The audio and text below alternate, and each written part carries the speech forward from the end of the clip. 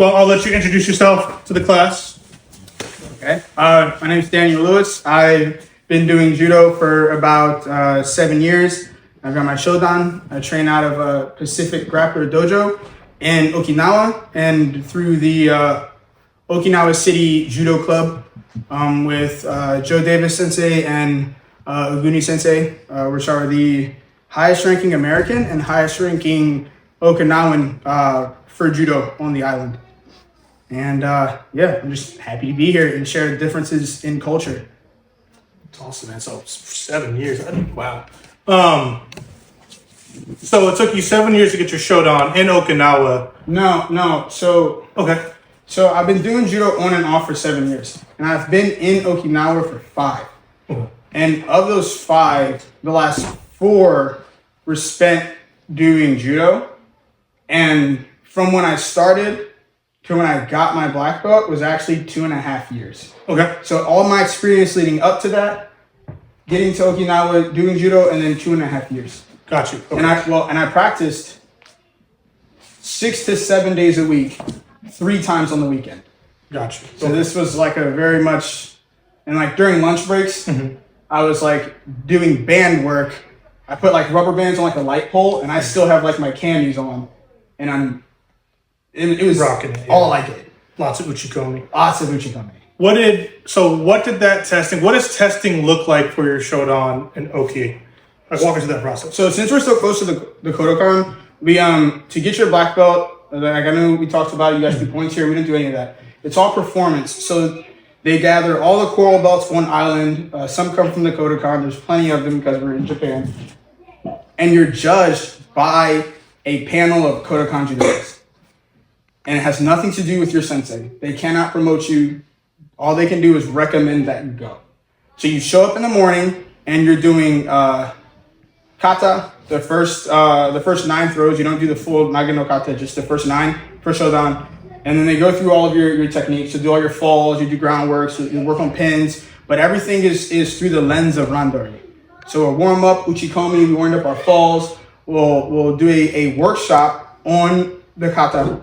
And then you'll perform the kata all before lunch. So from 8 to around 12, you're just kata and skills.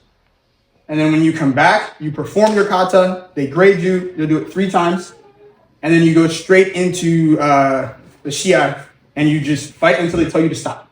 And for you guys that don't know, so shiai means like competition or tournament. Randori is like the free practice where, we're fighting, but we're not really fighting. You know what I'm saying? We're working on stuff.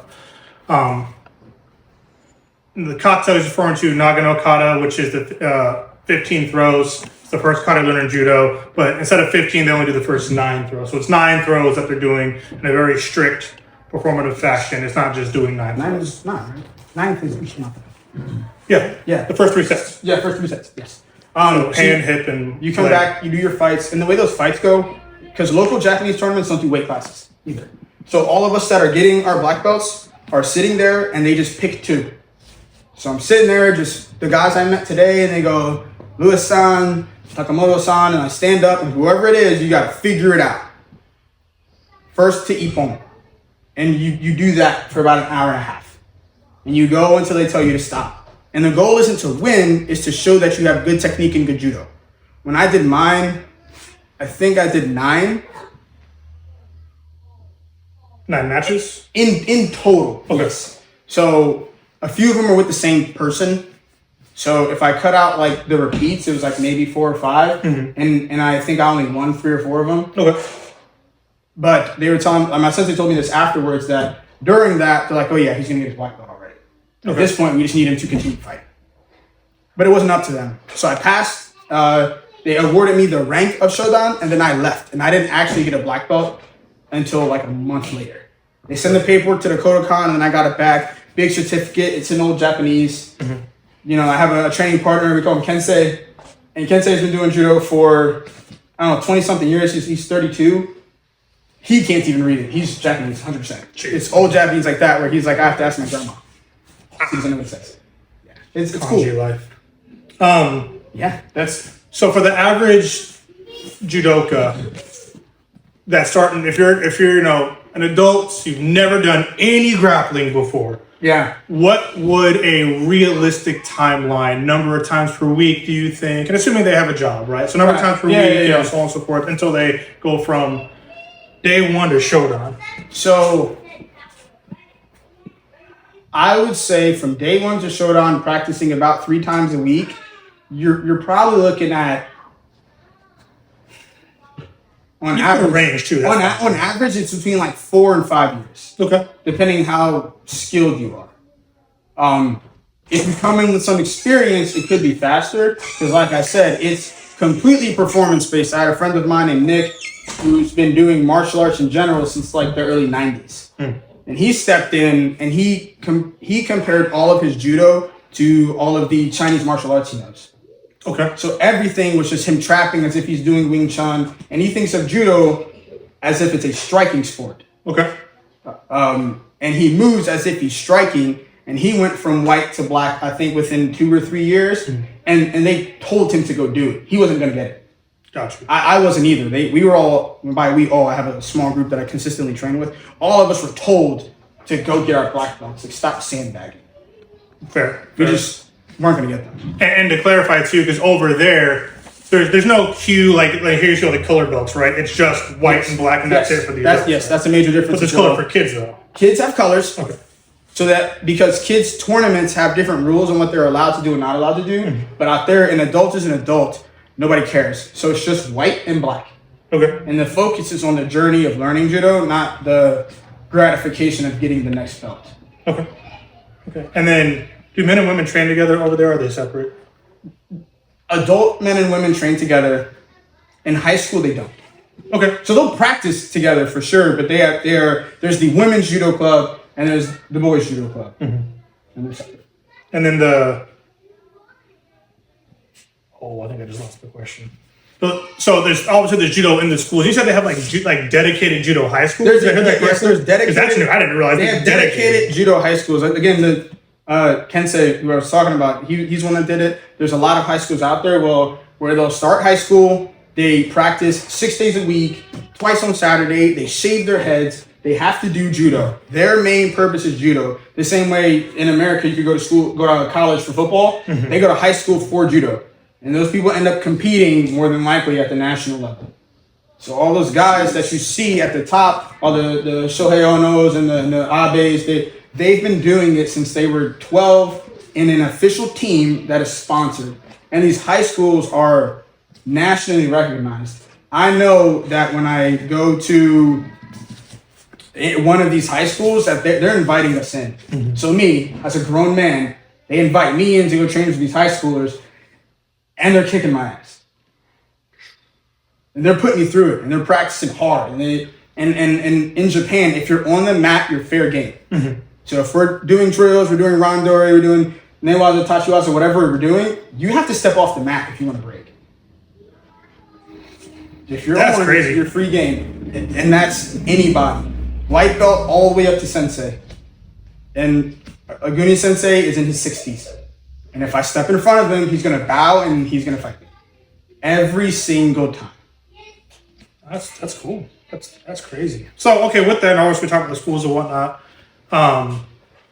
What do you think is, obviously, you've been here a couple of times, you see how we train and whatnot. I know you're getting ready to go back under. What do you think is the biggest difference in like culture and how we train here thus far compared to over there? They're more focused on the tradition of judo. Okay. And what I mean by that is every practice looks the same. Okay. I would show up, I'm going to do my warm-up. And I already know what the warm-up's going to look like because it's always the same. I'm going to get in a circle, we're going to do our stretches, our warm-ups, hit some push-ups, whatever, and then we're going to drag ourselves across the tatami. And then we're going to do break falls, and then we're going to do uchikomi. We're going to do the fit-ins for our throws, and that is the start of your workout. I know that in a lot of American dojos, when they do uchikomi, it's like nice. Over there, it's do it faster, do it harder. Uchikomi is the first workout. And they're really putting their all into it. After that, that's when practices may be different. But for all Japanese practices, it's warm-up, stretches, break falls, uchikomi, and then whatever that school or club does. And that's when it becomes a little more freeform. what would that look like? Like, what would be an example of? So you don't all that warm up. What would it just be like a move, or what is It would be.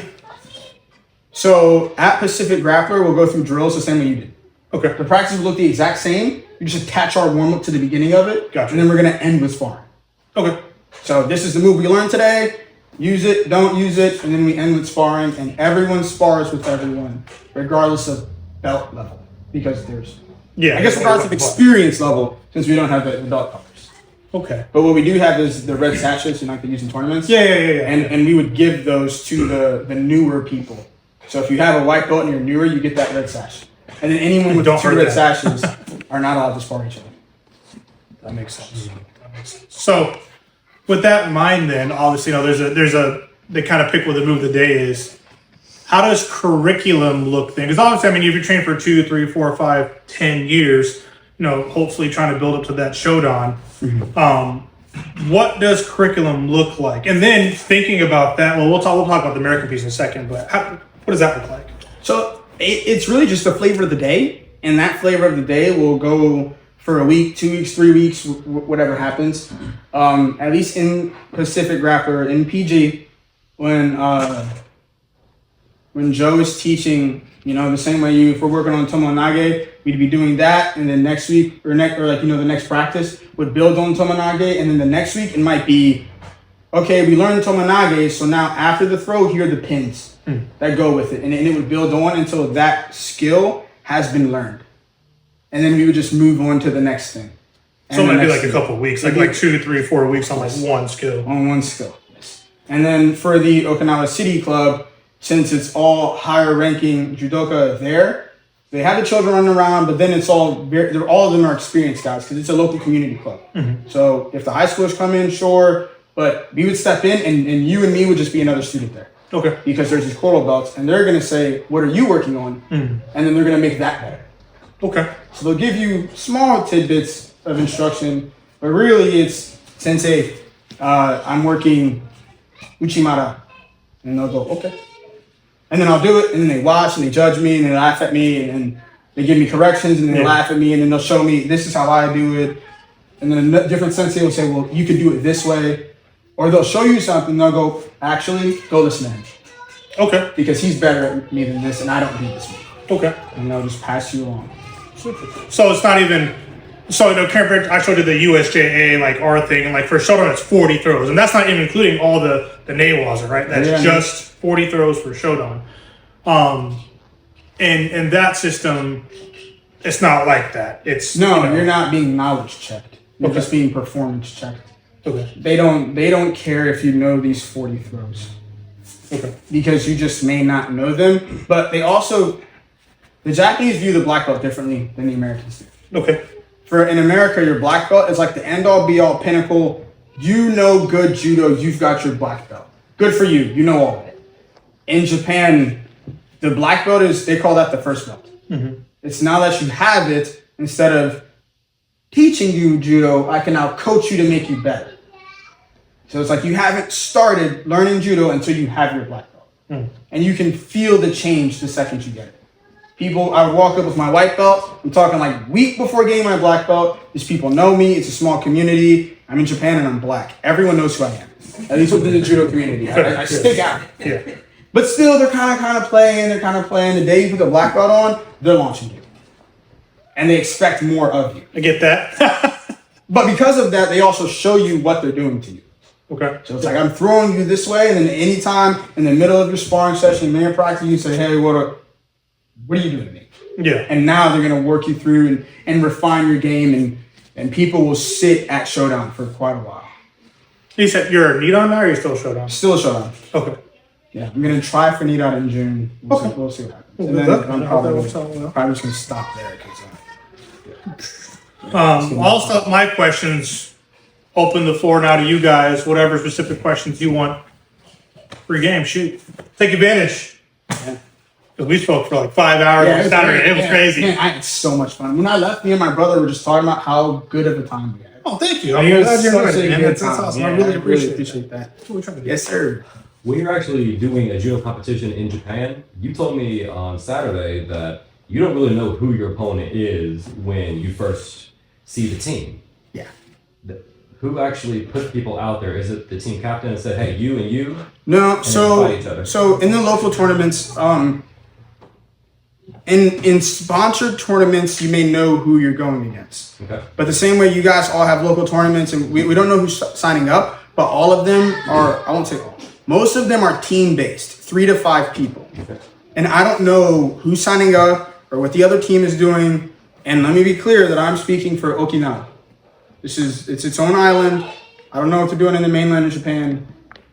Yeah, I'm sure there's different Yeah, flavors. whenever I go, Yeah. I only go to the Kodokan. So I haven't been in like any local dojos in Japan, like the mainland. I've only been to the Kodokan. And there, you're just doing whatever you want. But in Okinawa, it's a team. And you walk out with your team, and you'd be back to back with the enemy team. And when you turn around, that's your guy. Okay. That's it. And that roster is submitted by your sensei. They write their names down, you'll check in, and that's it. So in doing that, is it possible to face a guy like twice your size? Absolutely, because there's no weight classes. Okay. So, and I've seen it happen where I went against a guy that was, I'm talking like large. He had to be at least like 220. At least 220. And it just is what it is. I That's lost. great. I know. I can feel you're strong. So you say that's a big guy. I'm like, Yeah, I know. Yeah, that's a big guy. I'm 210 myself, so. Yeah, and he wasn't sure height. He was my height. Okay, makes sense. Yeah, and you're like 8 feet tall. So Okay. he's my height. And you do 20. I'm like, oh gosh. And then also like, there was one tournament where we went against, I don't remember if it was the SWAT team or the university team.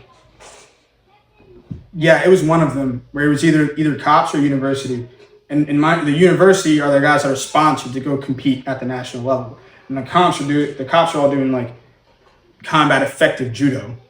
And we're just some guys that walked in off the street like, all right, cool, whatever, yeah, tournament. And we got these like legitimate killers across from us. And those guys were like, they were strong. They were on something.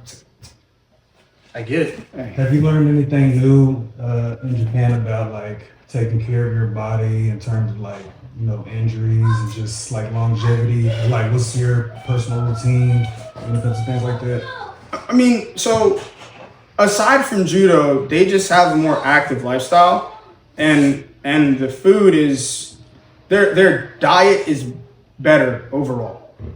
So people are healthier, and then they're more active. And around my neighborhood, you can see like the elementary school kids or the high school kids after school, like running. They'll run a couple miles or whatever. You can see in all of them, like 50 of them just running around the city, running around the block. There's always people taking walks and just overall being more active. I mentioned my sensei was 67. I think is he 67? 65? He's past halfway in his 60s. And he does judo 4 times a week. And he's doing the practice. He's warming up, he's doing uchikomi. He'll get a couple rounds in where he's sparring. He does the workout, he'll do his push-ups and everything right along with us. And they just stay more active. And then we do a lot of sparring, but the sparring is more gentle. And no one wants you to get hurt. So like my sensei has a bad shoulder. I could overpower him and throw him, but I don't. And then that like equals out the skill. Well, it doesn't equal out anything because he's amazing. Because of that, though, I've only thrown him maybe 3 times. And of those 3 times, it's by doing moves that the Japanese don't normally do. So in terms of straight skill, I can never say I've never bested this man. And that makes us live longer in judo because no one's getting hurt. We're extremely careful to make sure no one gets hurt so that people keep coming back. Yeah, it definitely sounds like it's different. I know there's a lot of smash culture over here. I mean, whether you talk online or just visit different gyms, it's got to be hard training and hard throws. I mean, like in here, we have 1.5 inch, tatami mats, but there's cement under here. I let them use a crash pad whenever they want to, but we get some flack for that. It's like, hey, like we all got jobs. We're not trying to kill each other, We use crash pads a lot. Oh, okay, cool. Yeah, when we're doing brain fart. When we're doing nagikomi, Yeah, we use crash pads. and not going to be throw practice. Throw practice. So we'll all line up, and me and you bow, and you'll do your throw, and then I get to the back of the line, and we'll go 3 or 4 rounds through. Yeah, the throw lines. Yeah, Yeah, throw lines. And, we're using crash pads. I'm not just. What? That's silly. Yeah, I mean, it makes perfect sense to me. Yeah, we would get hurt. Yeah. If you get hurt, you can't do round robin. And the whole goal of practice is always to spar at the end. Everyone's sparring, You're good, everyone's man. fighting. You're good. No, yes, that. Like I started judo when I was 40. We have a lot. The average age in PG dojo is like 33. All of us are old. As far as judo is concerned, if you started anything after like 17, you're old. It's hard. It's rough on the body. For judo people. For judo, this is old, right? Once you walk out there, you know, all of us are fairly young. But You young man, be quiet. Your eyes are like you're like looking at me like I want to make joke now. yeah. So we take care of each other. Like, there's a huge emphasis on spotting your partner and just not blasting people through the floor. And the guys that do, people don't want to spar with them. I very much appreciated hearing that. Like I'm stronger than average. I was a competitive weightlifter for 2+ decades. I can pick very heavy things up, but I don't use that when I'm here because either I'm gonna hurt something in me pulling on somebody too hard, or they're gonna hurt me responding to that, and then I can't do judo anymore. And we build up for that. So along with sparring every day, everyone in here would know how strong you were, and then in turn you would know how to control that. So you could throw the white belt fresh off the street. Well, we don't do that. We don't throw the white belts fresh off the street. We let them throw us. But anyone that's been here for longer than a month, they're getting thrown. But now it's like, instead of you throwing somebody with your biggest Uchimata, I can just sweep them as hard as I feel like and then spot them because I have the strength to do that. Or instead of doing all the throws I would normally do, I'm just going to Osoto because I know I have the strength to do it. And maybe I let them do 5 or 6 throws and I let them fail their attempts and they can't get it. Cool, I turn, I throw real fast, I spot them, then I laugh at them. And I point at the camera. And then they get up and it's fine, and then you let them work through it and they try to get their throws. And if they get you, they get you. If they don't, they don't. We're just gonna take the throw and that's it. That actually rolls into the question that I was wanting to ask, which was you said earlier that there's a lot of focus on the tradition aspect of judo. Yeah. Does that extend to the character aspect of judo? And if so, how would you say that is reinforced or enforced? Yeah, so what I mean by the tradition, it's a lot of American dojos are very informal, and not in a bad way, just in a way that's different. When I walk into any dojo, we're going to, I don't know words in English. We're going to like stand like at attention. If you're saying in Japanese, I was like Kyosuke. Kyosuke. Yeah. We're going to Kyosuke. We're going to seiza. Okay. We're going to rig. Everyone's going to bow. Right. After practice, we're all going to come middle. We're going to Kyosuke, seiza, shomen. We're going to face forward. We're going to bow. We're going to mokso. And there's like a series of bows and like more formal dojos. So But bow to the sensei, senior students, flag, stuff of that nature. We'll mokso. We'll meditate, bow to sensei, bow to each other, no matter what. The only time we wouldn't do that is in PG, if they're after our class is another jiu-jitsu class. Okay. And if we ran a little bit longer, we'd be like, okay, let's get out the way. Yeah. And then we just bow. But normally we're going through the full thing. And then the Oki City Club, it is always. And then since that club is mainly Japanese, the parents might step in and they may sit seiza as well. If someone's little sister's running around just playing, that dojo's huge. And they let the kids just play in the corner. So they may come, they may seiza, and they sit still. And the Okinawa City one is a open practice. So children, babies, old people, everyone's in there. And when I say old, I'm talking about like 70-year-olds. We're all in there. In PG, we have it separate from classes, but even the children are doing that. And that's what I mean by tradition. And then everything is focused on like, we enjoy judo and we want to have a good time. So even if me and you are going at it as hard as we can, we're still laughing about it. And we're having a good time. I might be giving you full effort. Yeah. Except after I get the throw, I will spot you. Or I will let go. So you can break fall. But everything before that, you're going to get the best of me. Because it's how it should be. And then, we kind of, then we'll dial it back where it's like, okay, That's it. Do you see any other grappling sports? I mean, I know there's tons of sports, right? In different high schools have different sports and different shows and how they'll talk about that kind of stuff. But like, I know judo obviously is big in Japan, but do you see much like wrestling, or of course BJJ is growing in America? I don't know how big it is in Japan It's right huge. now. It's huge. Okay. It's huge. Okay. It's just as big as judo. Wow. Yeah. In Japan. Yeah, especially in Okinawa.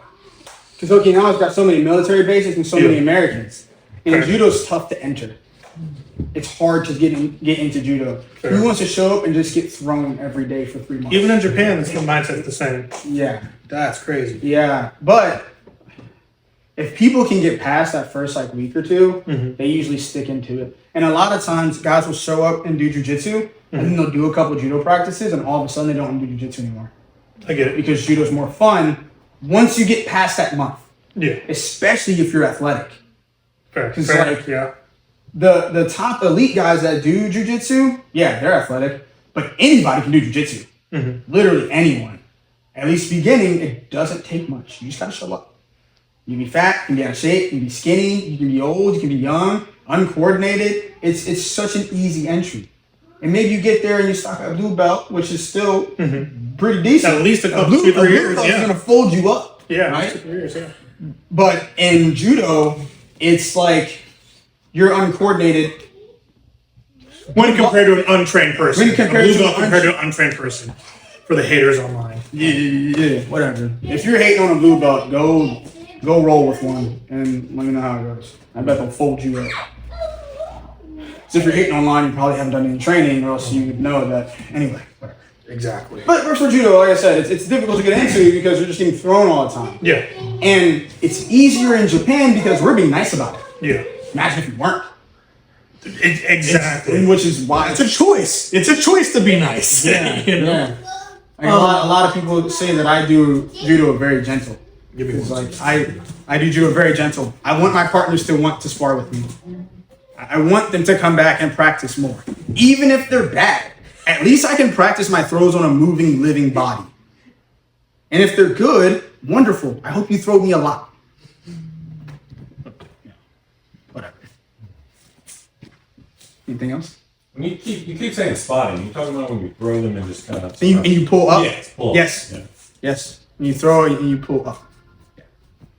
Sorry, kids in the background. You know how it is.